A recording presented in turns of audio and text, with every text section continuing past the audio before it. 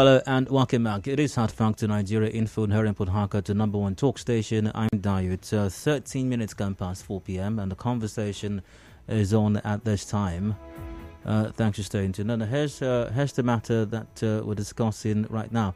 Story caught in Premium Times. Nigerian government reacts to TI's latest corruption ranking. And here's a bit of the story. The Nigerian government has faltered the new 2022 Corruption Perception Index released by Transparency International, which indicates corruption level has not improved in Nigeria in the last year. Now, the new 2022 CPI released on Tuesday shows Nigeria maintained its 24 out of 100 points, but despite the lack of improvement in the points scored, Nigeria moved 4 steps from its previous year's position of 154th position to 150th out of the total of 180 countries assessed. Now, displeased with this assessment, however, Nigeria's Minister of Information and Culture, Lai Mohammed, said Wednesday the government is not fighting corruption to impress TI or to earn the body's favorable corruption ranking.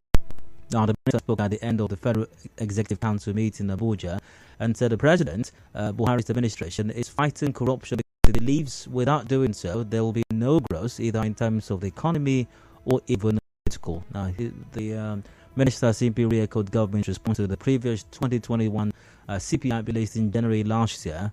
Mohammed said TI was unaware of the administration's efforts to fight corruption. Let's talk about this for a bit. I'm asking you, should the federal government and Nigerians, you for example, be concerned by Transparency International's corruption ranking? Is what we're discussing. Join the conversation.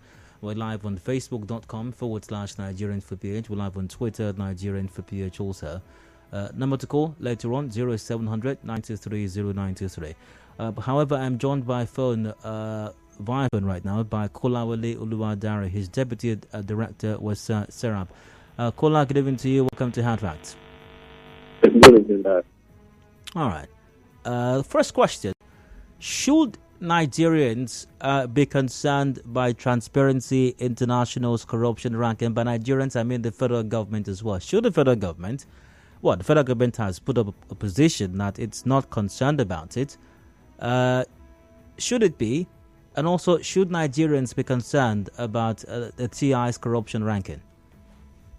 Of course, the Nigerian government should be concerned, like any reasonable democratic government should be.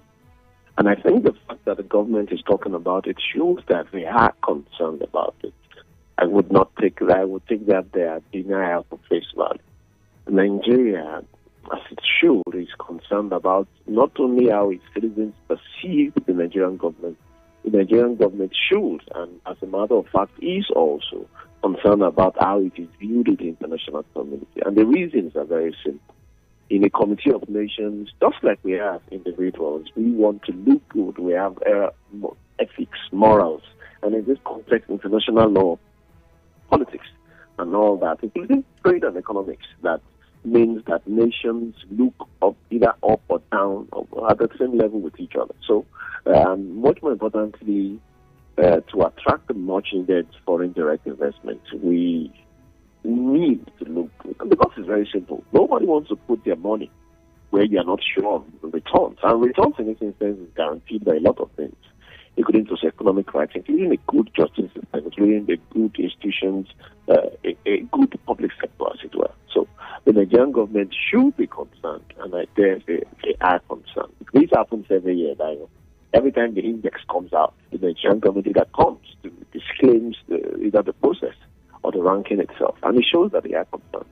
And if only the effort put by the Nigerian government to disclaiming this ranking is put into actual governance to correct the ills that we have in Nigeria, I think we'll be better for it, really.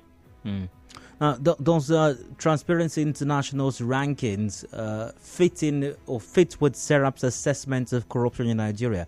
And I'm asking you that because SERAP is doing quite a lot. One of the areas that SERAP is very much invested in and concerned with in Nigeria is the matter of corruption. And you've taken up advocacy as regards corruption or won corruption in Nigeria. In instances, SERAP has gone to court to compel the president to conduct investigations or probes or release the results of such investigations or probes on corruption allegations. And I did a Google search earlier on. One of the results that came out This came up on SERAP's Twitter feed about 2 days ago. Breaking, Honorable Justice Ringim of the Federal High Court Lagos today granted SERAP the leave to pursue our suit seeking to compel the Buhari administration to probe allegations that over 3 billion naira of public funds are missing from the Federal Ministry of Finance. So SERAP takes on matters that have to do with corruption in the country, and that's why I'm asking you this. So, question once again: does Transparency International's assessment of or ranking of corruption in Nigeria fit with SERAP's assessment of corruption in the country? Of course, and these Transparency International itself has several times analyzed the way it does this ranking. Yes, admittedly, it is perception-based. But don't you think the perception of citizens about governance in their country is really important even to the government of the day? After all, it's a democracy. The opinions of people should count. It is not only at the ballots that the opinions of people should count. Their opinions should count as to how well government is doing part-time a sector. And so it aligns with what we already have here. And if you look at the Transparency International Index, for instance, there are some basic indices that they use. And we're talking about 180 countries here, by the way.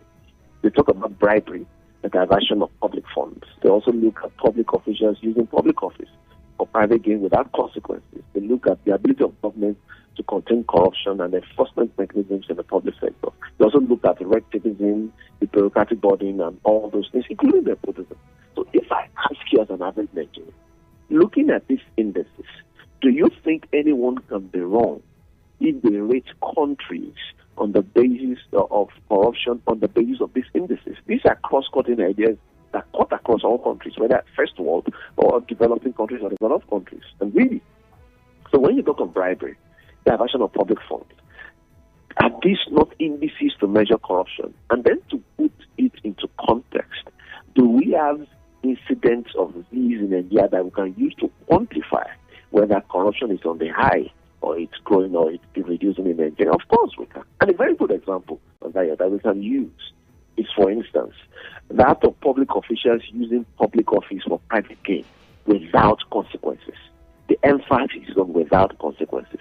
And that speaks to the SERAP's tweet that you mentioned recently, where they had gone to court, asking the court to compel the president to direct the Attorney General of the Federation and other law enforcement agencies to investigate the allegations made by the Auditor General that a lot of money, billions of naira, could not be accounted for by some ministries, departments, and agencies in Nigeria. Does that not fit into these indices? Public officials using public office for private gain without consequences. Billions of naira is missing in this instance. The Auditor General has written a report, and the Auditor General is an appointee of the President, by the way. And they have said monies are missing and cannot be accounted for as far back as 2016. And we are working with the President to direct the Attorney General of the Federation to open an investigation. It's not even about prosecution. Investigate. And of course, if there is enough proof, prosecute. And naturally, when you prosecute, you recover the stolen funds.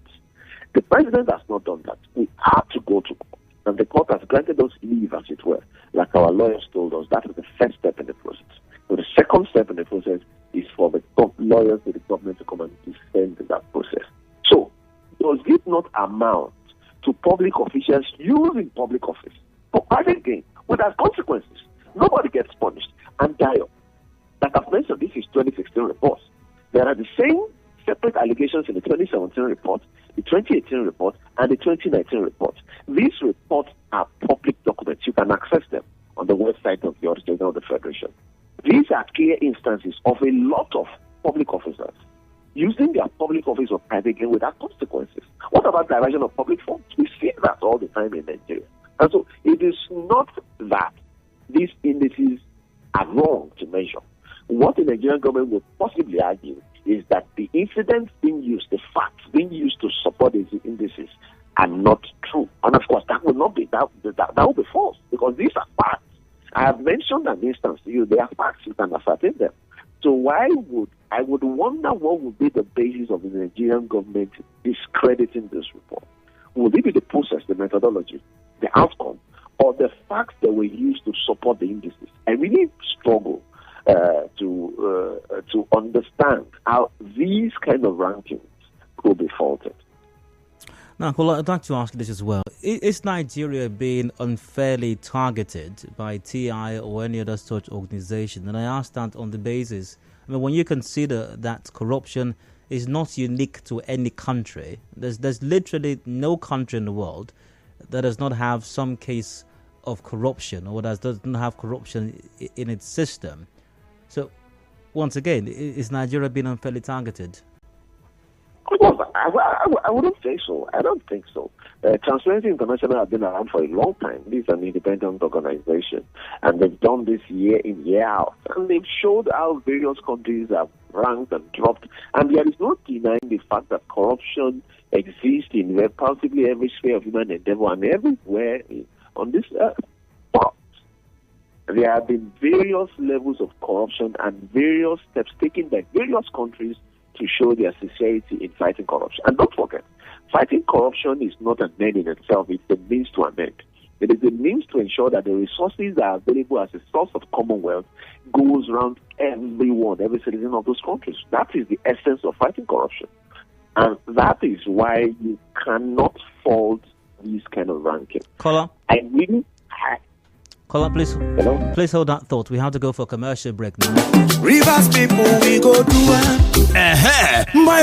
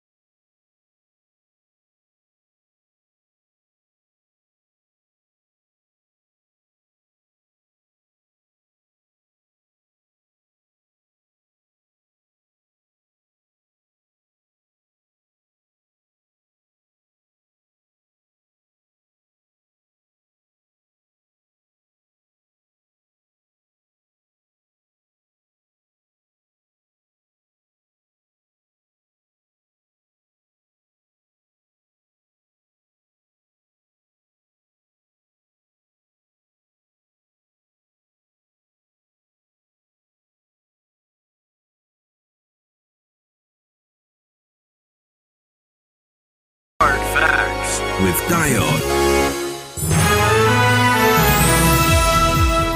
Hello and welcome back to Hard Facts in Nigeria. Info here in Port Harcourt. I'm Dio. 29 gone past 4 p.m. Discussions are on right now. And you're welcome. Join in via facebook.com/Nigeria Info PH. Also via Twitter @Nigeria Info PH. The Nigerian government has reacted to Transparency International's latest corruption ranking.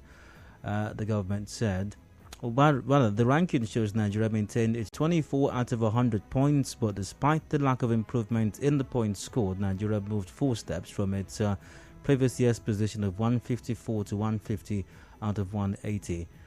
Nigeria's Minister of Information and Culture, Lai Mohammed, said that the government is not fighting corruption to impress TI or earn the body's favorable corruption ranking. And also says that the President Buhari administration is fighting corruption because it believes without doing so there will be no growth either in terms of the economy or even political. I'm asking, should the FG and Nigerians be concerned by Transparency International's corruption ranking? Let's get your take once again via Facebook and Twitter @Nigerian for PH at the appropriate time to call 0700 923 093. Still joined via phone by Kolawole Oluwadare, Deputy Director with SERAP. Kola, you're welcome back. Yes, thank you very much. Now, before we had to go for the break, you were responding to my question on whether or not Nigeria has been uniquely targeted, because uniquely as well, no country has the prerogative of corruption. And so there is really no basis there for one to think that way. And I doubt if the Nigerian government could even make that rather ridiculous claim of being targeted. What would be the reason? What would be the motive? Corruption got us to where we are. And these questions are, I can't say, these issues are well known to everyone. And that is why even the government of this administration came in on the altar of fighting corruption because they knew it existed. They knew it is one of our major challenges. And they understood it, of course, or rather, they claimed to understand it. And so but if I ask you now, why do we have this crippling fuel scarcity that has lasted for months since last year? And why do we have 133 million poor Nigerians? Why do we have more than 30 million out-of-school children? And the number is going down. Why do we even have what is called the jackpot syndrome presently in Nigeria? And this high infant mortality rate that we have. Why? All these questions, the answer points to corruption in one way or the other. And this is a country of over 200 million Nigerians with an abundance of natural resources, including oil. Presently, we are not only queuing for fuel, where if we see it, we have to buy it at high prices. We are also queuing to obtain even money from the banks. For those who have money in the banks, they couldn't get access to them. And so, what is the reason behind all this? I can go on and on about instances of misgovernance in this country. They all point to corruption. Even the upcoming elections, the various issues of vote buying, political malfeasance, and every form of election time that you've seen, all points to corruption. That shows that corruption is not only our problem. We as citizens know it is a problem. Those in leadership positions know it. But the only issue is they have failed to address it for reasons best known to them.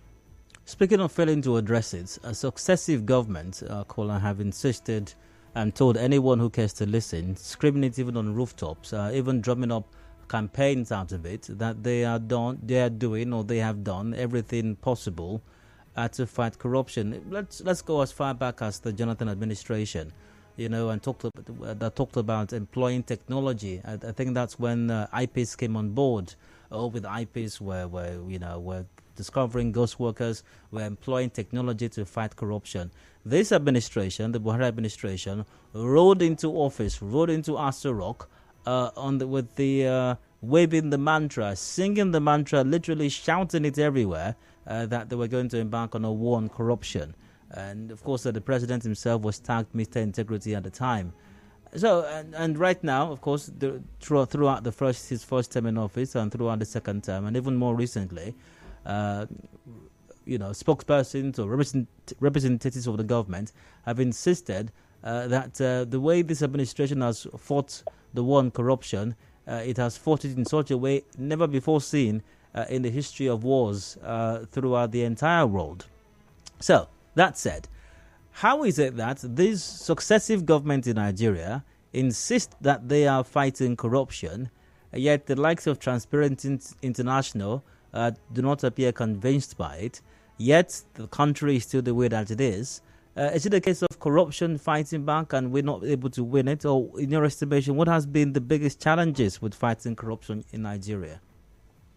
No, Dayo. We should not allow those in political positions and those in position of authority to drive us into these conspiracy theories that really have no basis. In fact, we are all experiencing the hardship that we've seen in this country, maybe some more than others. And so we know where the shoe pinches, so to speak. This is not about corruption fighting back. It is the lack of will of successive administrations, not only these administrations, the ones before them, to really put their money where their mouth is, to really fight corruption. How can we be fighting corruption, Daya, when the National Assembly's budget is 228 billion naira? Less than 400 people sharing this amount for what? We do not even know how much they earn in a democracy. And to imagine that in this budget in this 2023 budget that we do not even know how we are going to fund, of course, by resort to loans. 30 billion is earmarked, Dayo, 30 billion as severance pay and inauguration cost for new members of the National Assembly. Who does that? Without transparency and accountability, even if God opens the proverbial windows of heaven, you are going to scatter the funds and people are going to lack. And that is the problem. Without that political will to really fight corruption and address the issues that are the heart of transparency and accountability, there can be no meaningful progress, whether political or economic. It just will not come. And so all the issues we have mentioned about PVC collections, everything, it still boils down to corruption. And without being transparent and accountable from the councillor and the local government to the president, there cannot be those steps taken to fight corruption cannot yield any results. People must know what is going on. Government must demonstrate the will to let the people know what is going on and lead by example. We have not seen that in this country. So we keep borrowing, for instance. We keep borrowing. We keep telling fine stories where we need to borrow for capital projects. And we keep linking the capital projects to economic development. But the people can't see the capital projects. And for the few capital projects that exist, they are overbloated. They do not bring any meaningful change to the people. And we keep borrowing, Dayo. This doesn't need one to be a professor in economics to understand. We cannot keep borrowing to finance projects that yield no benefit to the people. And then we keep borrowing, and then we keep more in debt. And then poverty continues to rise. And government does nothing about it. Either by making sure that they are transparent, or by bringing to book those who have been found culpable and recovering the funds, or by making sure that efforts are put in place to ensure that monies are not stolen in the first place. None of these have been done. And a very good case in point, the Abacha loot. The so-called money that General Abacha, the late General Abacha, has been sending to us from the grave. Have we accounted for those funds? How much have we received? And we're not talking just mentioning millions of dollars. Can we know where those funds have been used for? Can we point to places where those funds have been spent? Can we mention the contractors that collected those projects?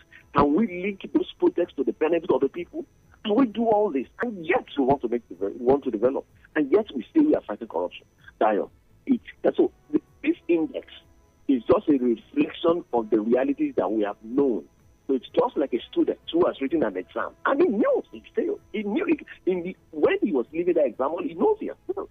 So waiting for the result to be printed is just mere formality. Of course, you should know that you can write the exam, be corrected. And that is what we've seen in this instance. The index is just mirroring what we have known all along as Nigerians. We do not even need Transparency International to tell us that corruption is a problem for us and that government is not fighting corruption. We feel the effect every day. That came up for President Oluwadare. The NERC has improved the cost of light, power that we do not see enough, as it were. And then we are queuing to even get our money from banks. I really don't think we can get more than that again. Kola, I mean, we have laws. We have more than enough laws. You know, we have agencies, anti-corruption agencies. We've got the regular police. We've got EFCC. We've got ICPC. Even the DSS is looking into everything these days. That's what you think concerns them primarily, and that's what you wonder if they should be primarily concerned about it. Everybody, we've got we've got institutions and more agencies being set up, and we've got everything. So we've got the judiciary as well, So what exactly, what are we missing? What ingredient are we missing as far as, limiting as much as possible the incidence and impact of corruption in our society? It's just that lack of sincerity. The sincerity of purpose. It has many names. You can call it as many names. The semantics, they are endless. You can call it political will. You can call it sincerity. You can call it lack of drive in the effort. There is no intention to really fight corruption. And we have seen that year in, year out. So how can we now stem the tide of corruption? What it means is that every second we fail to fight corruption meaningfully, individuals are emboldened to be more corrupt, either in a little way, by the road, somebody hawking something in traffic, a fake item in traffic, or the public officer who siphons millions of naira.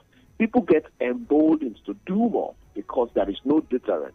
People get away with it, which is why even the clamor for public office over the years have increased and intensified. People want to get into public office either by votes or appointments, not because they want to serve, because there's an avenue to make a lot of money.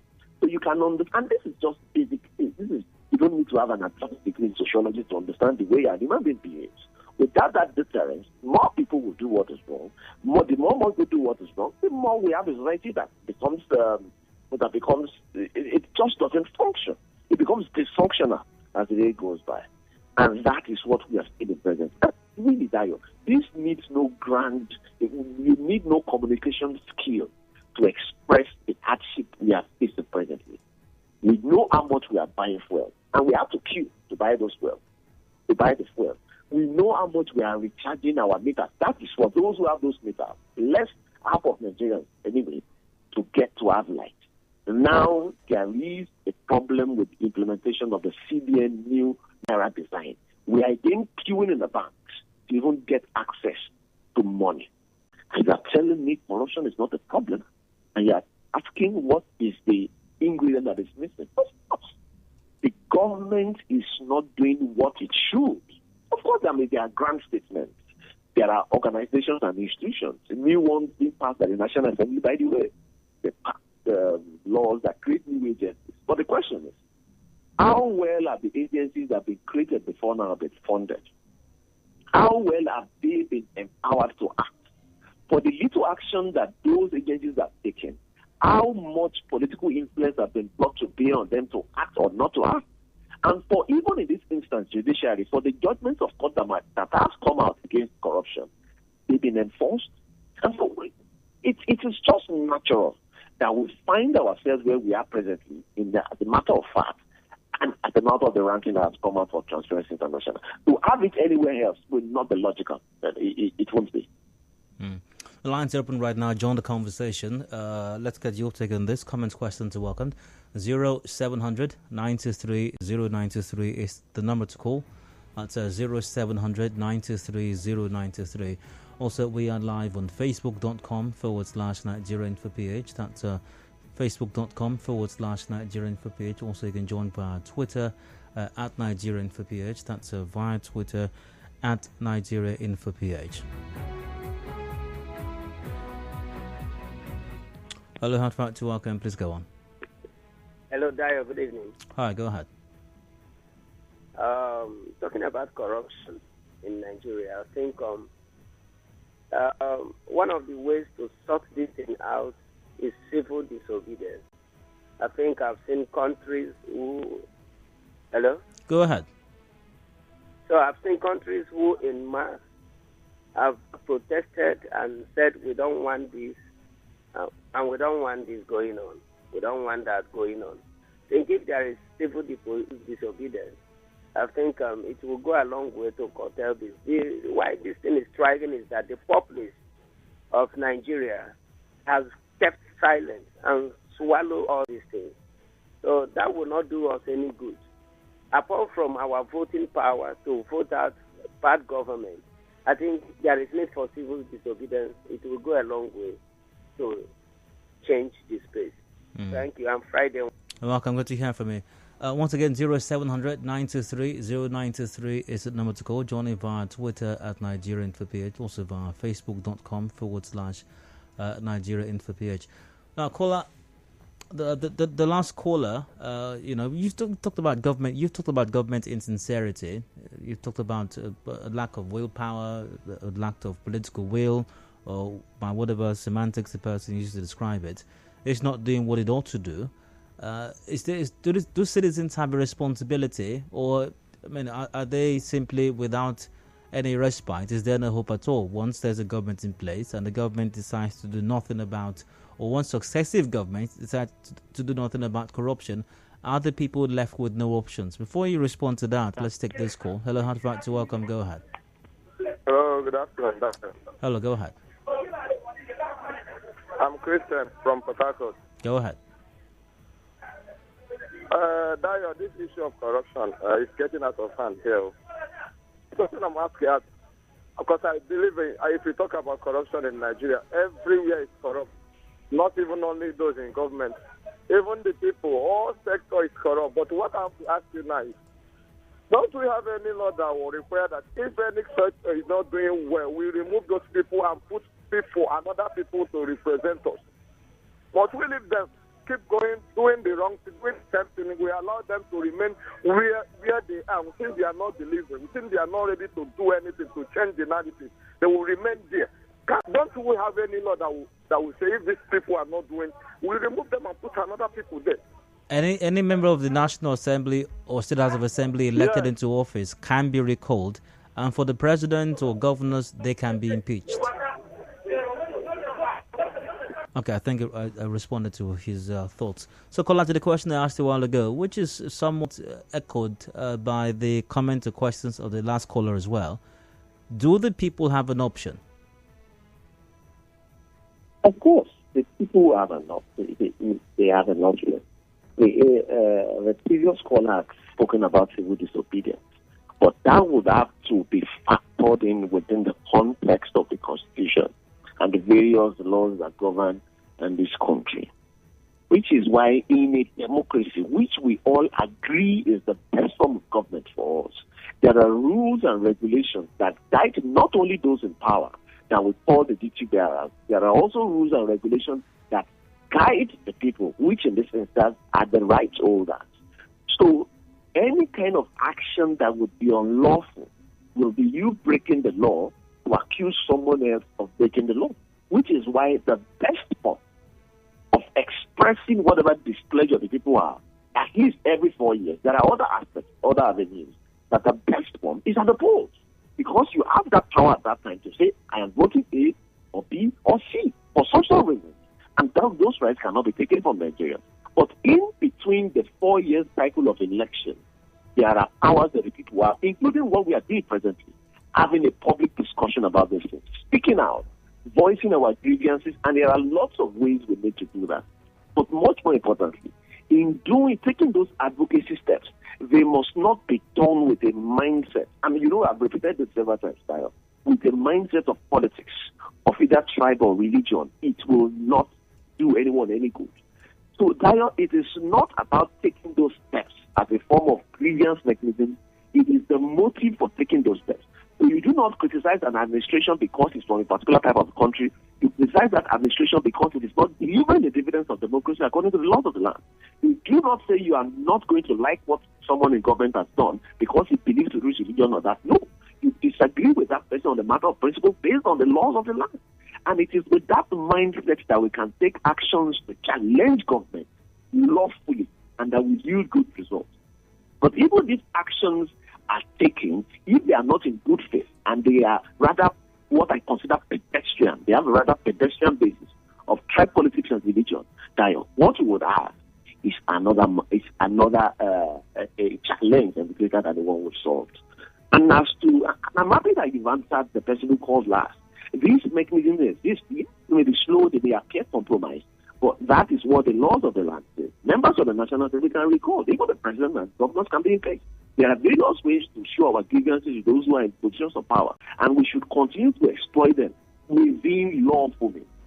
And I know that and they do work. Hello, Hard Fact, you're welcome. Please go on. Hard Fact, you're welcome. You're live on radio. Go ahead. Once again, number to call is 0700 923 093. Join us via Facebook and Twitter at Nigeria Info Page, via Twitter at Ike0280 tweets. The FG and Nigerians should be concerned. Perception is a huge part of our development as a people, economically, socially, and otherwise. If anyone wonders why FDIs are lacking in countries like ours, this is a huge part of it. Who wants to invest in a corruption-ridden place? Hello, you're welcome to go ahead. Yeah, good day. Hi, go ahead. Good day, my friend. Go ahead, please. Yes, I am Mr. Courier, please.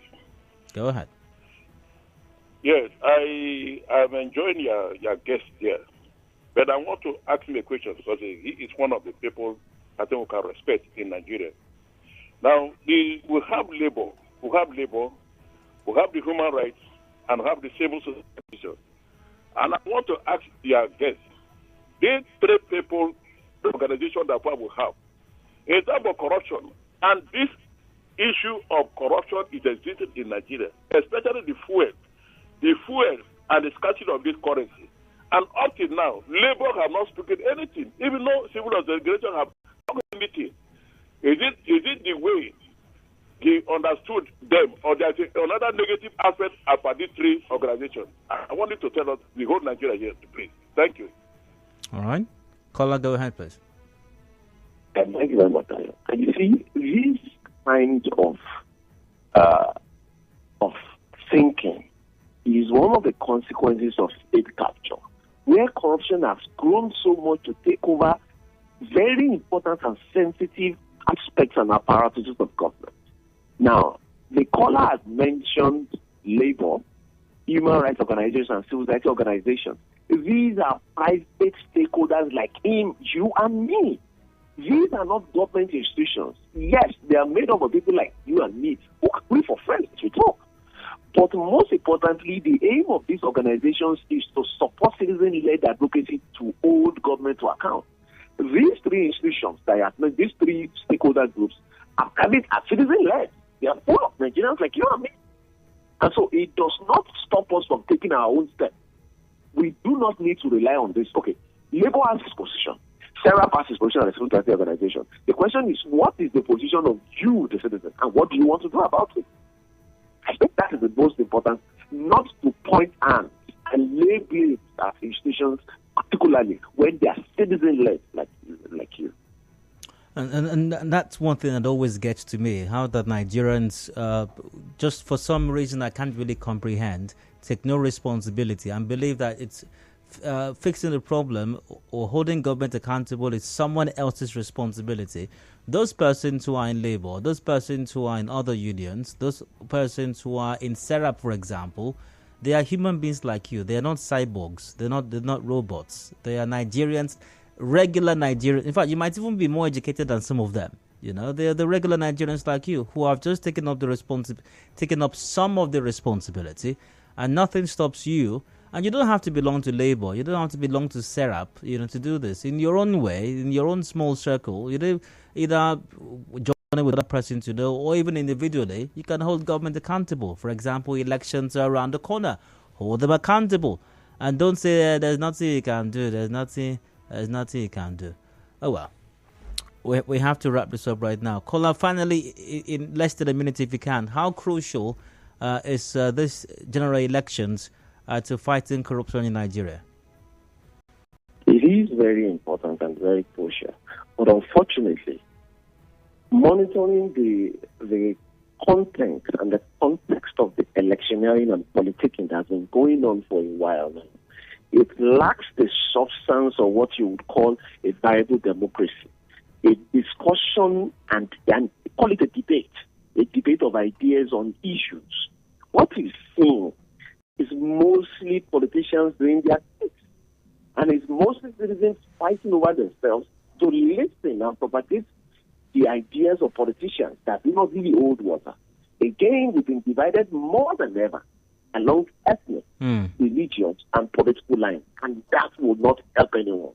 The conversations towards the elections must be about issues, subsidy, power, education, health. We have to.